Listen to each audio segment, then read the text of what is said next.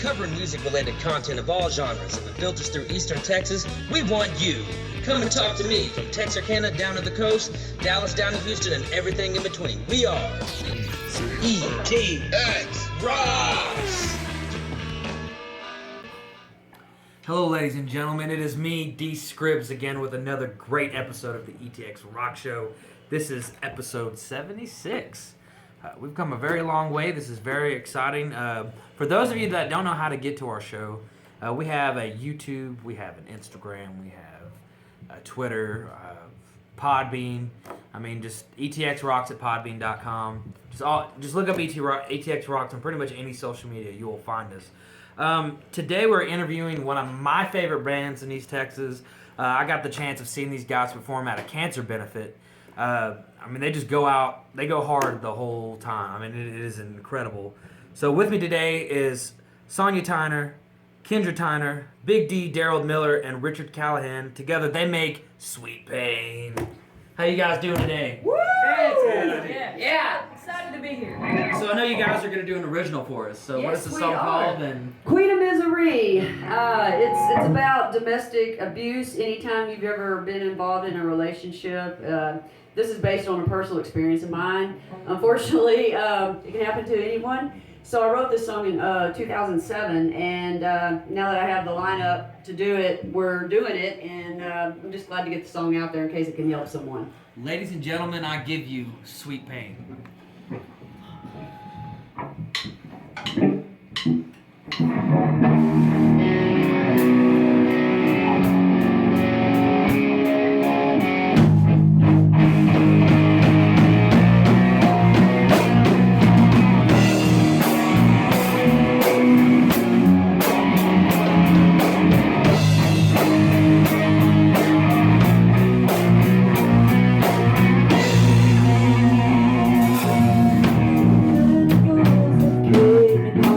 Was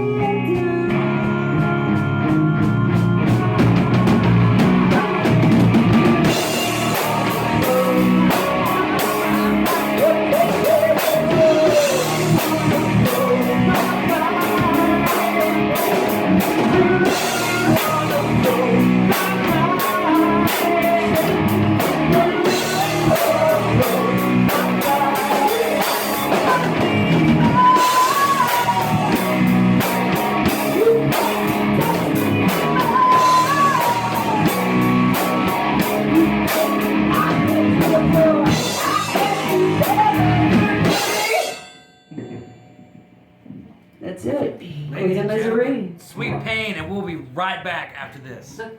Hello, everybody.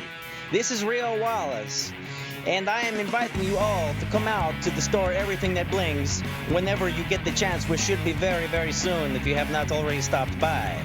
So yes, the discounts are still here. The fashion is still here. The exquisite jewelry, exquisitely priced. Whatever word my Spanish teacher tried to tell me. Anyway, so come on out. We are here from 10 a.m. to 7 p.m. Monday to Friday, and open 10 to 6 every Saturday. So come on out and we will joyously craft you with an outfit that will be outstanding. What's going on, everybody? We are back with Sweet Pain, and they just did the song Queen of Misery. What a great song. One of my favorites. So first, I want to congratulate you, Kendra, on your 25 years at Skeeter. Oh, man, you had to bring that up. Oh, well, thank you very much. That's dedication. Like, if you... Yeah. I'd be lucky to get 25 years somewhere. Well, thank you very much. You got to reach 25 first. Right. Not even there yet. So my first question is, where did the name Sweet Pain come from? Ooh, well, you know, when you're trying to form a band, you're just throwing out names and you can't figure out. And so back when Dog was with the band, he was like, man, I want something in there, you know, just kind of that sticks out. Well, we threw some we do a lot between of stuff. Ashes Black and then Sweet Pain came out, you know, just because pain is so many different forms of pain. There's, you know, you play a gig and the next day you wake up, it's kind of bittersweet kind of pain, you know, and then there's, oh, this really sucks, but that's how the name came about, was Sweet Pain. We just kind of like, Yeah. we're the girls were sweet and the boys were the pain in the ass. Right. Oh, did I say that? You're good. Yeah. No. This is y'all show, y'all. I mean, really, just go I didn't know if back. I could say that. No, you're not supposed to. As long as there's not like F-bombs. Oh, We yeah. had one interview. We told the guy, hey, this is a family-friendly show. And we told him, hey, it's a family-friendly show. He's like, cool. So anyway, so like, F this, F that. And I was like, all right. Yeah. So when you guys all started playing you guys all started playing music at a young age. Mm-hmm. So one at a time, could you guys tell me when you got started in music? And we'll start with the ladies. Kat, take that one first. Okay, well, a lot of my family played music. I kind of grew up in it. I come from a bluegrass, gospel, country and western background. I always listened, you know, when I was away from the music scene, I was always listening to Z97 out of Dallas, the rock, you know, the rock radio station, and I loved all the 80s rock music back then, because that's the era I grew up in. But, you know, yeah, thanks. Anyway,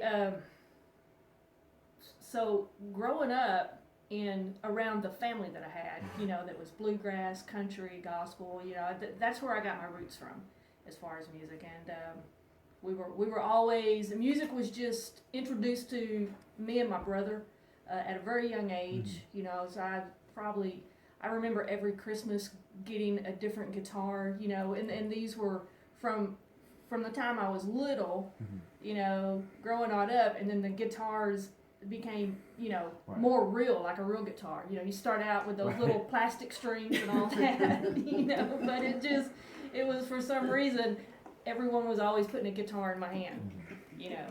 And so my brother plays drums, and so we just grew up with the family playing music. So you just kind of adapted to your Right. surroundings, right? Right, exactly.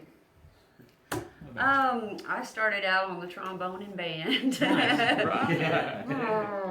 So that kind of developed my ear to be able to hear songs and kind of learn how to play them. So my passion was always guitar. My mom dated a guy who was in a country band, and he set me up with this big, huge Gibson, and I remember thinking, oh my God, these are so killing my fingers. They were hurting, and I was just like, oh, I can't do this. And taught me a few chords on that big old thing. And then he bought me a little used Strat replica.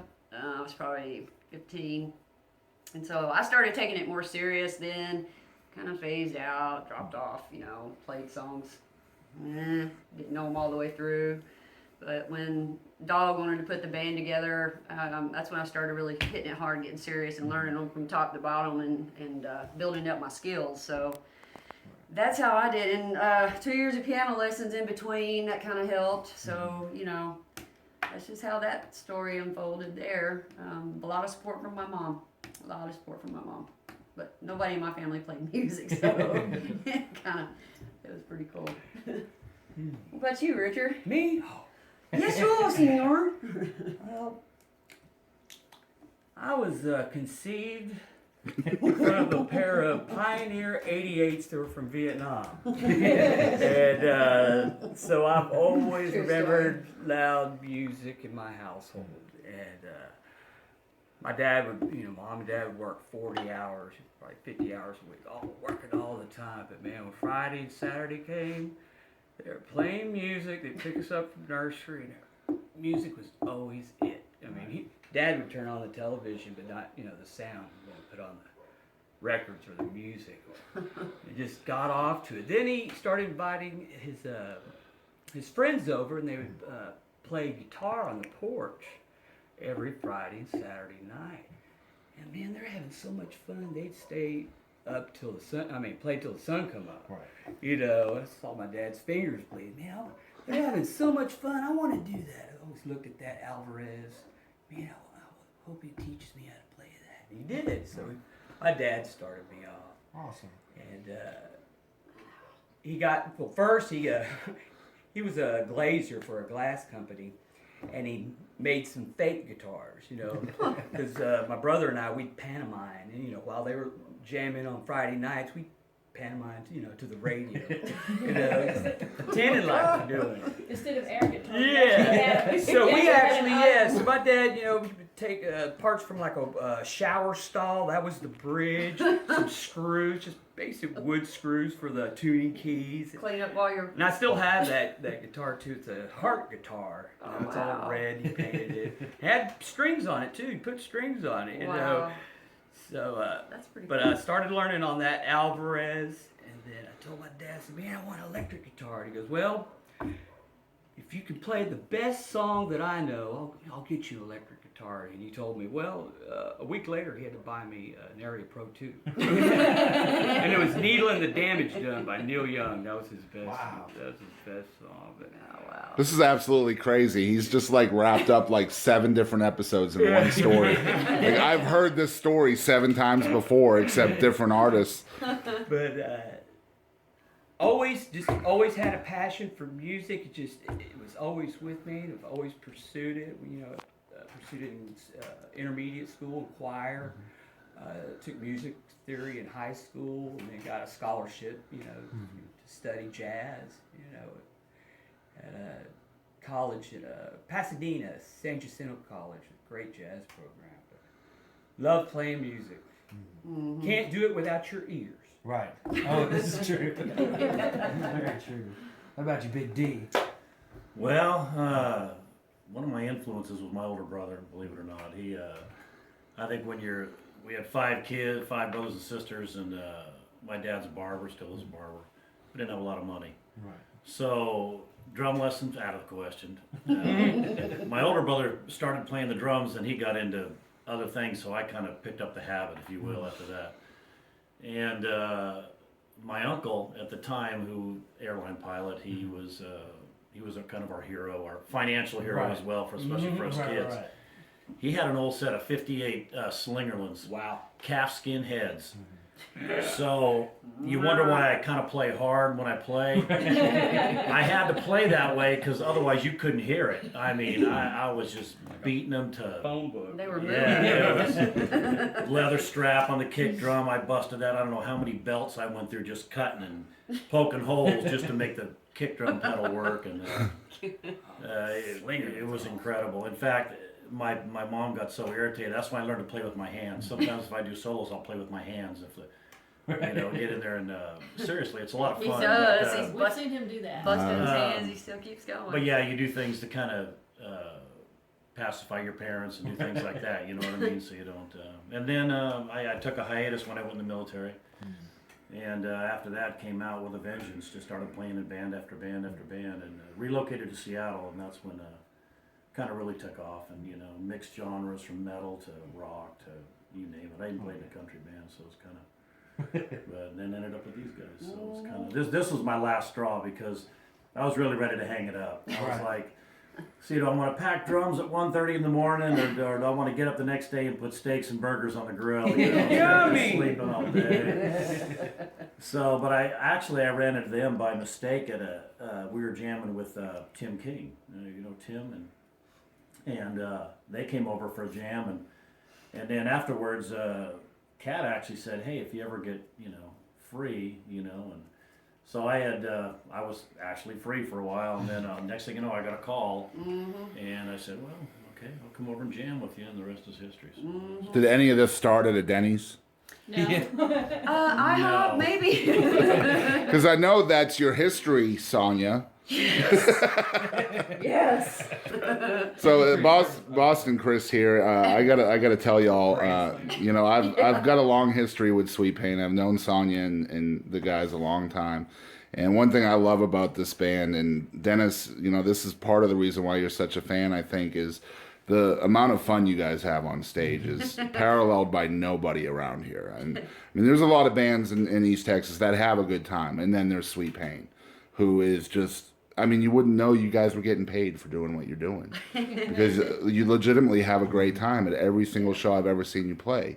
That's why I'm a fan of Sweet Pain. Go ahead, Dennis. I'm sorry. I'm interjecting on that. One of the reasons I came back to join this band or to be a part of this band is because of that. I didn't want any drama. In fact, we sat down at first and we said, look, I don't mind, because number one, the attraction with, I mean, her vocals, which are, Oh yeah. you can't tell me a better vocalist in East Texas. I don't care. I've been around the block many times. Oh my God. I'll tell you what, I just didn't want the drama. I didn't want any of that goes with it. You know what I mean? I mean, we'll do this thing. We'll give it 100%. We're going to have a lot of fun, but just no drama. How do you spell drama? We don't have it, especially this lineup, which is just fantastic. It's really Well, see, I think if it's not about having fun, that's where drama comes in. Yeah. I mean, if you're having a great time, why even have drama? And thank you for your service, by the way. I just wanted to let you know. Yeah, absolutely. So each of you had some sort of inspirations growing up. So what person or artist would you say inspired you the most to play music? Well, I can answer that. That would be Hart, Ann, and Nancy Wilson. I wanted to play like Nancy and sing like Ann. And now it was just like, oh my God, that's a girl with guitar. Oh my God, she's good. And then, of course, Joan Jett. Wow, the leather, tough. I was like, oh, I want a jacket like that. I want to play guitar, And then, of course, Lita Ford, But my male influence was definitely Eddie Van Halen. Nice. I wanted to play like Eddie Van Halen. I think I had like the biggest crush on Joan Jett. See, again, I discovered them late, Yeah, she's still alive though. Yeah, again. It's like, is she into 23-year-olds? Joan, call us. We'd love to have you on the show. She might be. Yeah, that's what. I'm gonna tag her in this now, and I'm gonna. So Joan Jett, ETX ROCKS Show, would love to have you. Just saying. Heck yeah. How about you? Okay. Well, first of all, my biggest influence and inspiration would have to be my Aunt Sue. At a young age, probably 14, 15 years old, is when I really seriously started taking the guitar serious. And her and my brother put together a country band, and she was already established around the Cedar Creek Lake area in the honky tonks and little nightclubs around there. And so at that young age, we actually started playing gigs with her, my brother and myself.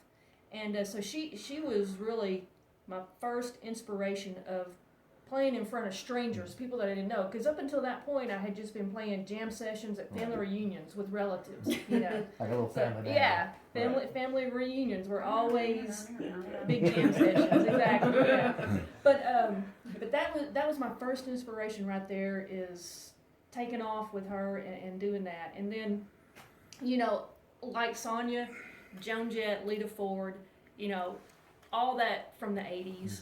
I was a big fan of Kiss and Aerosmith, so a lot of that helped me along the way. The 80s music is just so awesome. Yeah. It really is. Like, I hate that I was born in the 90s. I really would have loved the 80s. What about Big D? Well, my main influence still to this day, Tommy Aldridge, without a doubt. He, back in the day, Black Oak, Arkansas, I mean, watching his drum solos, everybody went and climbed aboard the Rush train and Neil Peart and all that. But Tommy Aldridge, to me, that's a lot of my hand playing comes into swing, and a lot of the things he was doing, just phenomenal. Throughout the bands he's been in, Pat Travers, and well now with Whitesnake, and he is just phenomenal. I'm really into, and this is why 80s fits with my motif, if you will, because explosive intros, explosive endings. I love explosive endings. Oh yeah. And this band seems to just thrive off explosive endings, and it's just part of the show, you know, and that's what we like to do. So I think that's the perfect word to describe y'all as explosive. Like, honestly, and that's what I love about y'all. I mean, like my brain exploded when I heard what you. Oh gosh. Man, every single guitar player on the planet probably, but anybody that shows emotion and feeling, but mainly with Hendrix and Angus Young when I was first studying the instrument. That's all I had was Hendrix and Angus Young all over my room, covered in it. And then after I started taking lessons, I realized it was this Steve Vai character. What in the world is what is happening here? So I have to learn. I got to read this music. I got to figure out how this chord works, what the structure is.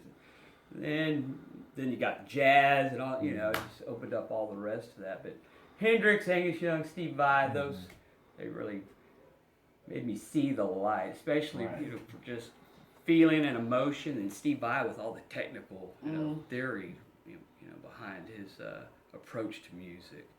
Yeah. But, his ear is just amazing. That does not surprise me at all that you're into Steve Vai, because if I could compare you to anybody, that would be the one that I appreciate. Richard Callahan reminds me of Steve Vai.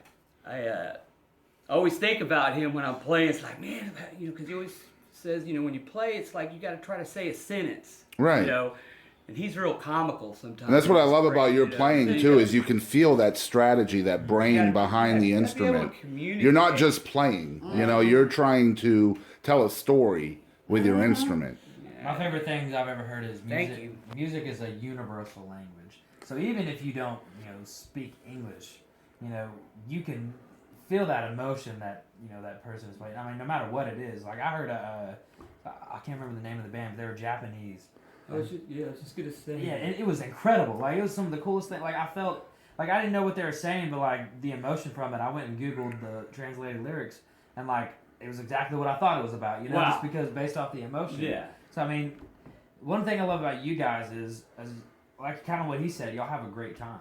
I mean, really, and that's. Thank you. Man, I fell in love with y'all because of that. Well, I can tell y'all when you guys went on stage at that benefit, and this was his introduction into East Texas music. This was his, I think, his second show. Yeah. And and have been friends of y'all's for a while. I'm looking at Dennis to see what his take of it is, because and I'll take him to a lot of shows now because I want to see his impression of something that I've already had a first impression on. So I just looked over at him and I'm like, so Dennis, what do you think? And he's like, shut up. Now we know. So, all of you guys are self-taught musicians. So is it easier to learn on your own since you're kind of at your own pace, or? I would have liked to have had some guidance, so, and been able to study, because when playing by ear, I don't really know what I'm hitting on the, I mean, I kind of know if I compare it, but I can't tell you where this is B, or this is G, or F, or whatever. I mean, I know how to do it on the piano, but the guitar is totally different for me. I just know how it's supposed to sound with chords.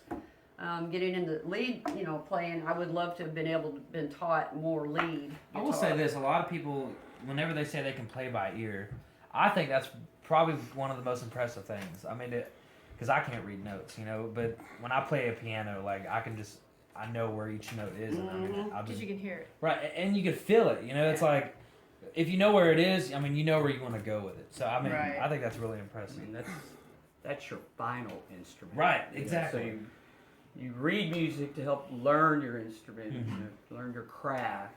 I'm formerly classically trained and jazz trained. Right. But at the end, you throw the paper away and you use your ears, you use your training.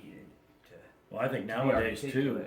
I think nowadays it's important to realize back when we were teaching ourselves. There was Right. no YouTube. There was was no Internet. social media. There was There no was this no and tab. that. There and- was no getting online and downloading Right. the tab, printing See, it out. this is why I you know. appreciate you guys Right, so right. much. You know, what I mean, you get out and you hear live music, you promote live music, you respect live music. You know, back then, or I mean now, currently, you can go on YouTube. Oh, you heard that band? Yeah, or go to YouTube. Blah blah blah. Right. You don't really have to go to the establishment and do that, but we patronize that because we just have a love for the music.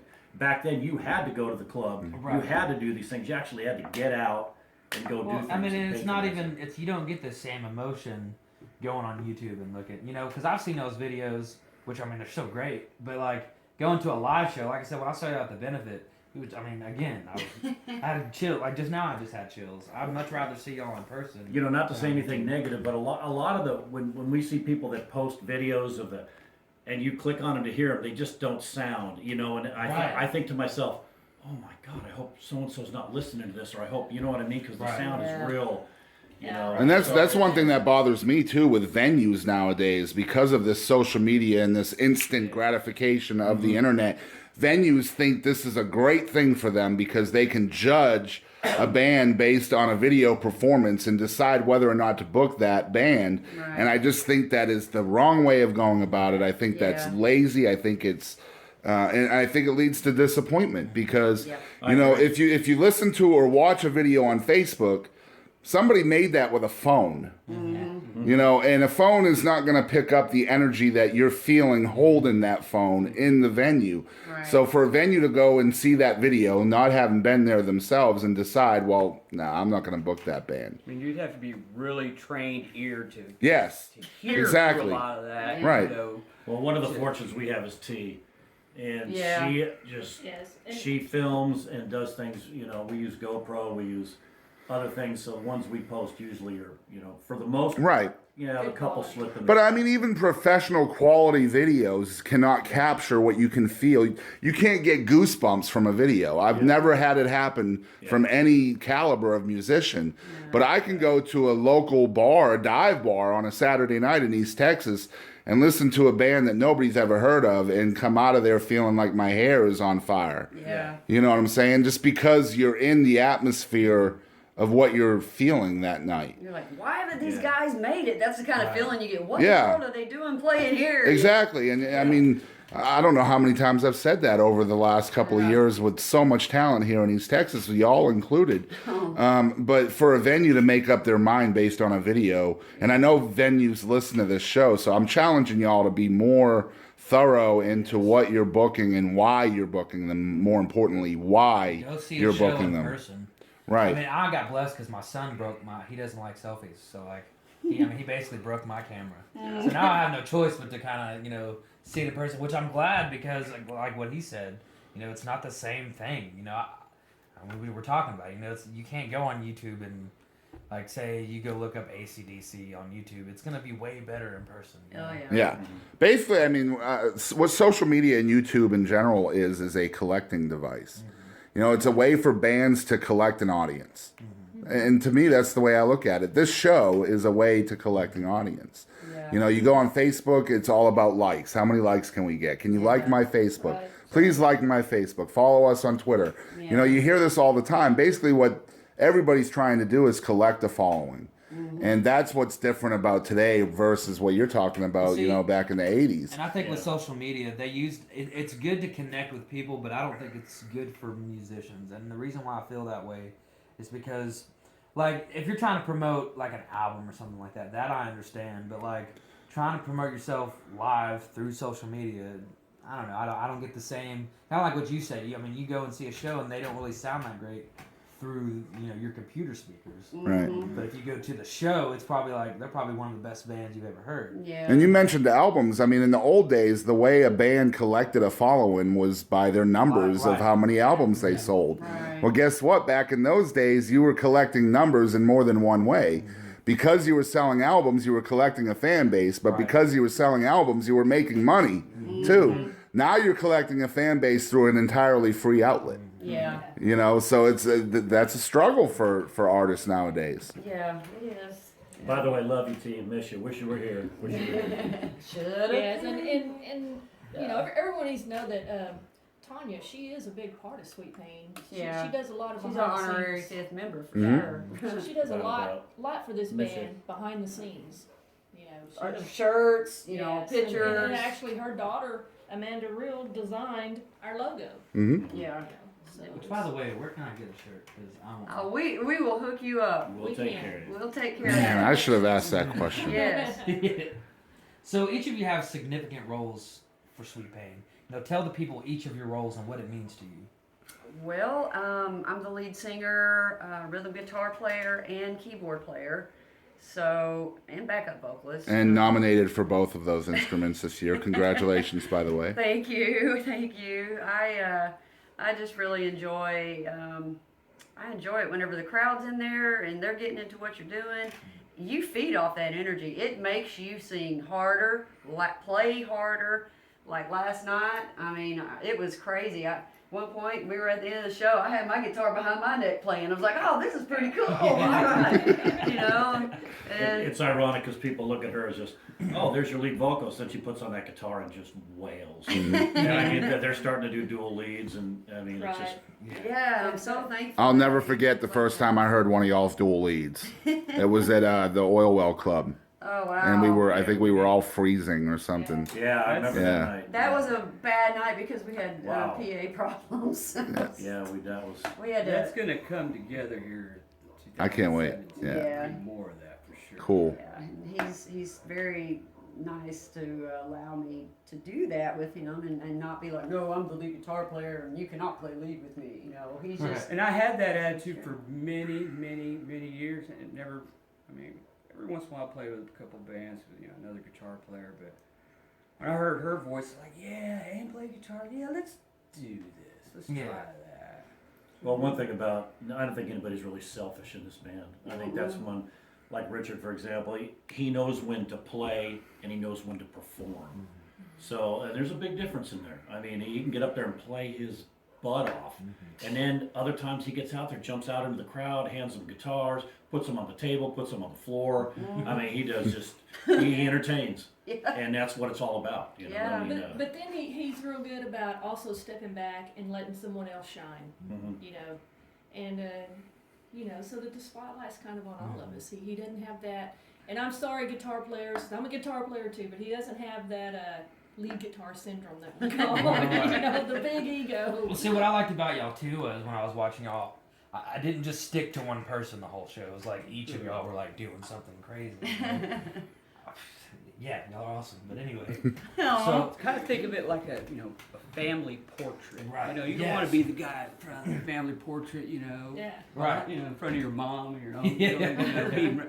You got to be a family. Right, right. That's how you got to place yourself in the music too. And that's what it's about. That's what I try to teach my youngsters when they're studying guitar. Try to be right there in the front, like lead guitarist syndrome. But see, an educated fan can see that difference in this band. Yeah. For sure. It's all about sharing. So my role in this band, my name is Richard Earl Callahan, and I'm your Irish Mexican in rock.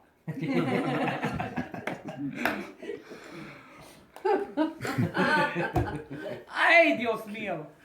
Oh, you're so I just had to funny. say Lead guitar player, singer. Yeah. Daryl Miller. Big D. hey, yeah, I inherited that name years and years ago. And he's kind of one of those. great on vocals too, doing the drums. Yeah, I just All- I all stick to limbs drums. going I stick to and singing. That's it. Yeah. Yeah, background vocals. I sing a little bit. The lead, there was a time when the lead was more prevalent than it is now. But no, when you got talent like this singing lead, Right. you have to kind of just even Richard as well. Yeah, It's just, Richard. Richard's very good. Yeah. Plus, I have my hands full with that kid back there. Sorry. So it kind of. Oh, yeah, you stay busy. Well, with the '80s, you have to. You can't be being a dormant drummer for playing this style of music is just not happening. Right. And I think the more that we play it, the more that we add. It's the difference with just you learn a song, you know it in your head, all of a sudden you play it. Okay. Then after a while, you play it with a little more oomph, a little more feeling, a little more, like in my case, a little more double kick, a little more of this, a little more of that. Spice it up a little bit. Fill those voids, and I think that's what everybody in this band does, really, really well, and that's where you get that full sound. You get that, nobody's up there just going, ding, ding, ding, ding. Right. And it's just everybody's doing their things. And you each have, y'all don't choose easy, like you said, y'all do easy things, like challenging stuff, which is awesome. Like, because I know I've seen some bands, and I'm not gonna call anybody out, but like, where I was just kind of bored because it was just the same simple stuff the whole show, and I left just like, and y'all the whole time it's like I'm on the edge of my seat, like I'm at the movies, watching. Yeah, you told me to shut up. Yeah, we actually call them Sweet Pain's signature songs. Barracuda, for example, a lot of the hard tunes that have different time signatures that are just outrageous. Right. And if you don't play them right, they don't fit. Yeah. And let me tell you, I've heard covers of Barracuda before, and nobody can get that. Like, for some reason, they just can't. Y'all hit it like spot on. I had goosebumps for that song, like the whole show. So Kendra, what about you? Okay, well, actually, I'm the bass player in the band. I do some backup vocals, but when I started with this band, when Sonia and Dog were putting the band together, they were having a little bit of trouble finding a bass player that really fit in the niche. And so I just threw this out there, hey guys, to get this started, I'll play bass for y'all until y'all can find you a real good bass player. Mm-hmm. I never had played bass before, but I was like, well, I play guitar, this shouldn't be that much different. Anyway, long story short, I got to playing bass and I loved it. I just absolutely loved it because I was able to do a lot of things with my fingers, and these songs, like you guys said a little bit ago, they were very challenging. And yes, there were some times, Sonia can witness this, I was actually in tears trying to learn some of the bass lines of these songs. And I told you would look back and you would laugh one day. Yeah, she did. And there were, I had a lot of support from her. You can do this, Kat, you can do this, just keep trying, you can do this. But yeah, man, it's been a great journey for me, and it's helped me to grow. And I've loved Sweet Pain from the moment I joined Sweet Pain and the material that we do, and it's just been great. Oh yeah. So you guys have been going strong for at least a decade now. Mm-hmm. So, almost a decade. Yeah. So with a few changes here and there, you guys are still rocking out. So what is the motivation that keeps Sweet Pain so sweet? Oh, motivation, the fans. And we love our, we love getting on stage and seeing people, making them happy, sitting out there, we can see them start headbanging a little bit, and that's probably the motivation, is actually being able to play music and people being able to relate to it.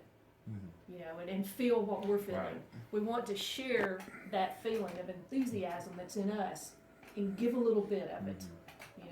I mean, because I wanted to get out of my seat when I saw, I just felt like moving, just headbanging. I don't want to start moshing just by myself. I'm just really happy he didn't. Yeah. So, I kind of want to get into your song, Queen of Misery. Okay. Not only is it a beautiful song, but it touched me as well. I dealt with a lot of abuse growing up and stuff like that. So, what is the message of the song, and what inspired such a powerful song? Message of the song is about a person being in a bad relationship, and it's actually about me. I was in a very it was mentally abusive, and then of course it got physical. There's different stages of abuse, and 6 years, it's like, gosh, and I actually had to really plan my outlet, because I knew the consequences of just, if you said you were leaving, it was just, it had, HE double hockey sticks. So anyway, that's what the song was about. It was kind of my journey going through that whole, just, you go through all this stuff in your mind, and you're like, God, how am I going to get out of here? Well, why don't you just leave? Well, I've tried that, and my tires ended up slashed, and then my truck ended up keyed, and then, and cops couldn't do anything. So that's where the song comes from. And, it's just, I hope that people know that you can get out. I mean, look at me, I did, and look where I'm at now. So I hope it's inspiring. And then what the song says to me is actually not only, her dealing with the abuse and trying to get out, but then the strength to have, having the strength to just break away and do it. That's at, why at the the end of ending- the song, how she ends it I so guess you abruptly. never knew me, and Right. we just stop it. And it's Yeah. like, because if you really knew me, I would, you wouldn't have treated me that way, and Right. then you wouldn't have known that I would leave, and I would have the strength to leave. Right. Yeah, one thing interesting about that song is when we were first doing the demo for it, I mean, we were just learning it. It got to the end of the song, and we were like, I guess you never knew me. And we were like, no, put that, you never knew me. I mean, Right. you never knew me. Yeah. Right. And that's where that aggression, we worked on it, and Yeah. bam, she just hit it. It was like, yeah, you could feel it. You could just like, Yeah. I was holding back on that Yeah. part. yeah. You guys helped And me. she wrote the words, she wrote the music, and she actually wrote the bass line for me to learn for that song, the way she wanted the bass line to go.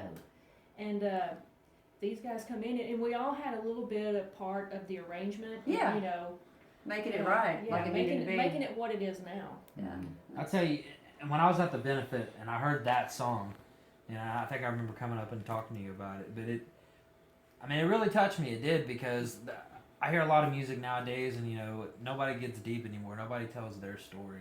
And that was your story, and and it just, me experiencing what I experienced, it made me real. I was like, man, what a song. I like songs that I can relate to, and that is one that I think a lot of people can.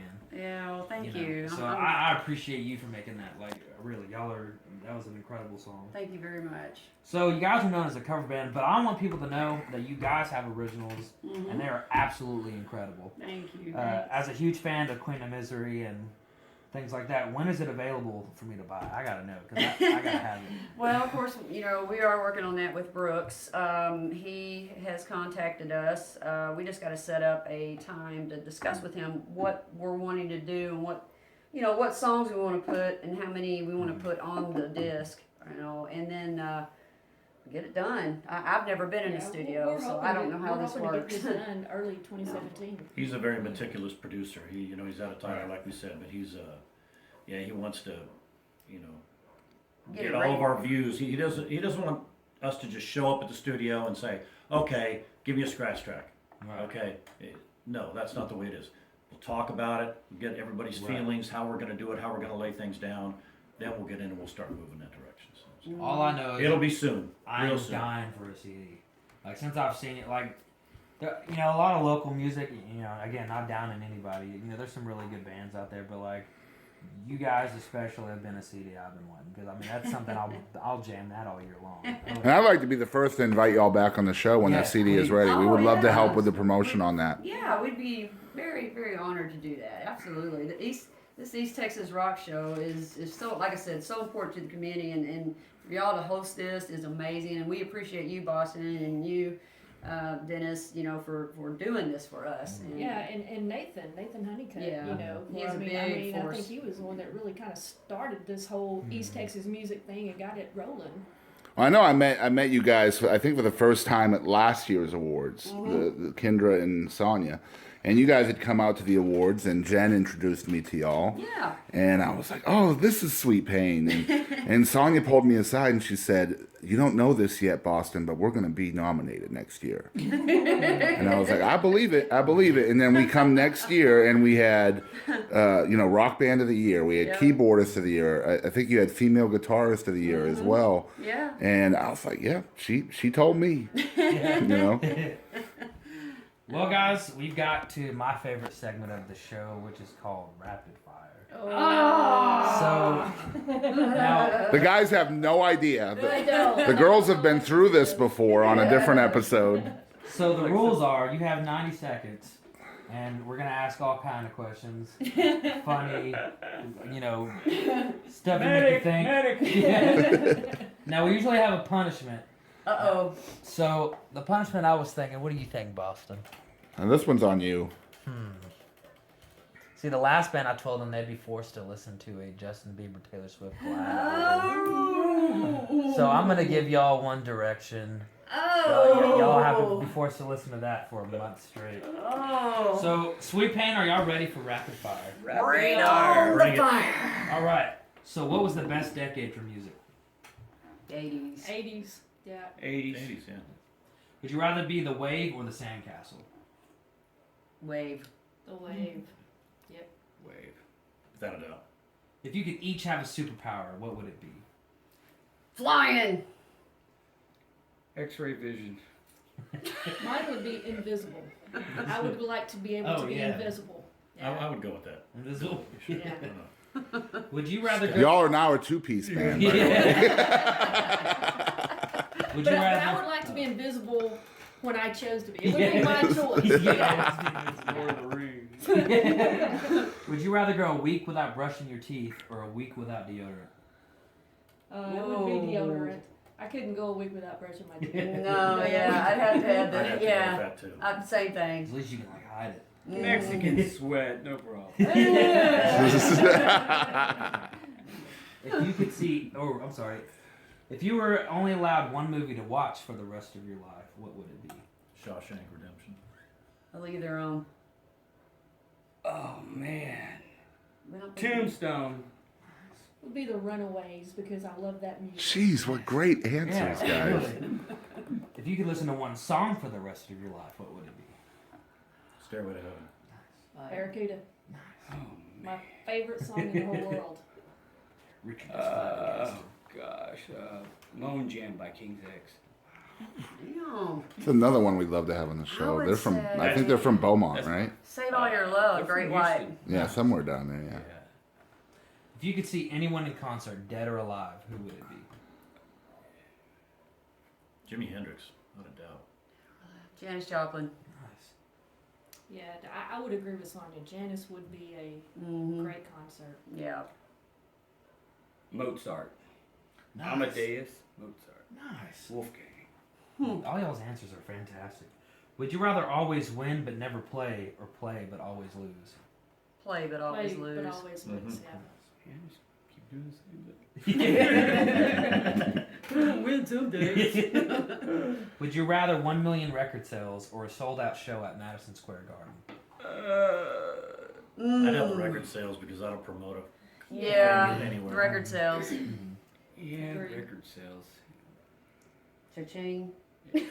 So, would you rather be forced to listen to a Justin Bieber Taylor Swift collab album, or be forced to play instruments with just your feet? I'd play with Hey, my that feet. I'd play with my that would feet, be too. that would Yeah. be a challenge. Yeah, that would. Yeah, that'd be I very would like to interesting. Kinda try to play fun. with Doubt my feet. about it. I'm gonna call this song Toe Jam. Well, you guys beat 90 seconds. I wasn't really timing it, so who knows? Yeah. So here's another great original by Sweet Pain. This is Madness.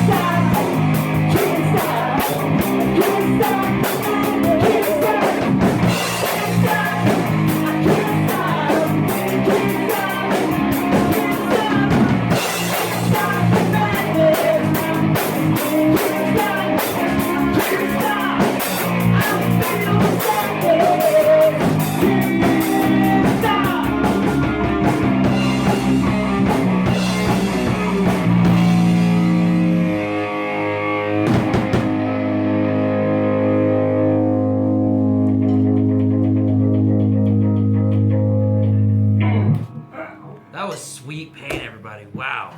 So, I'm sorry, I'm kind of blown away right now. So where can guys reach y'all on social media, things like that? Sweet Pain Rocks on Facebook. We do have a Reverb Nation. We're still trying to build on that and everything because they always want you to have EPKs and stuff. And what? That's pretty much it, I believe. Pretty much it. Yeah. And how can guys go about booking you? They can either send a message via Facebook or I think my cell phone's on there. They can call me, text My me. cell phone's on there as well. Yeah, Daryl's cell phone's on there. We can get Richard's on there too. So yeah, we're really easy to get a hold of. Just text, write, send a message, green stamps, food stamps, you name it. Well, guys, I'm D Scribs. This has been another great episode of the ETX ROCKS Show.